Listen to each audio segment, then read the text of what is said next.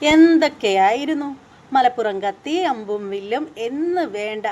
രേണുസുതി ബിഗ് ബോസിനുള്ളിലേക്ക് കാലെടുത്ത് കുത്തുന്നതിന് മുമ്പ് തന്നെ ഇവിടെ ആരാധകരുടെ ഒരു പ്രളയം തന്നെ ആയിരുന്നു. PR വർക്കേഴ്സൊക്കെ ആണെങ്കിൽ ഇങ്ങനെ കുത്തിയിരുന്ന് നിരയായിട്ടിരിക്കുകയാണ് പുള്ളിക്കാരത്തിക്ക് വേണ്ടിയിട്ട് PR വർക്ക് ചെയ്യാൻ തയ്യാറെടുത്തിട്ട്.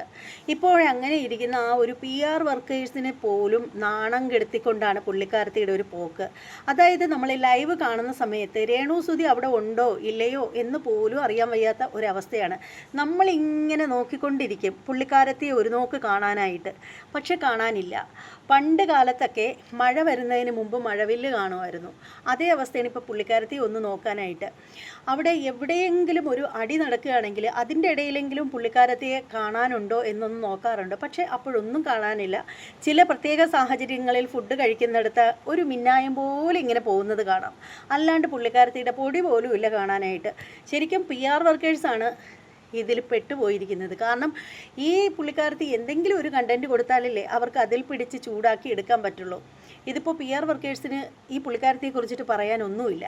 പിന്നെ PR വർക്കേഴ്സ് ഇപ്പോൾ പ്രധാനമായിട്ട് ചെയ്യുന്ന ഒരു കാര്യമെന്ന് വെച്ചാൽ, ആരെങ്കിലും അവരെ വിമർശിച്ചിട്ട് വീഡിയോ ചെയ്യുകയാണെങ്കിൽ അതിൻ്റെ താഴെ പോയി കമൻ്റ് ഇട്ട് കൊല്ലുക. അതാണിപ്പോൾ അവർ വച്ചിരിക്കുന്ന ആയുധം. കാരണം മറ്റൊന്നും അവർക്ക് ചെയ്യാൻ വേണ്ടിയിട്ട് ഇല്ലെന്നേ. എന്തെങ്കിലും ഒരെണ്ണം ചെയ്താൽ മാത്രമല്ലേ അവർക്കത് എടുത്തിട്ട് ഊക്കി വിടാൻ പറ്റത്തുള്ളൂ, എയറിലാക്കാൻ പറ്റുള്ളൂ. ഒന്നിനും പറ്റാത്തൊരവസ്ഥയിലാണ്. അപ്പോൾ എന്തായാലും നിങ്ങളുടെ അഭിപ്രായം എന്താണെന്ന് വെച്ചാൽ കമൻറ്റ് ബോക്സിൽ രേഖപ്പെടുത്തുക. ഇനി മറ്റൊരു ടോപ്പിക്കുമായിട്ട് കാണാം. എല്ലാവർക്കും ബൈ.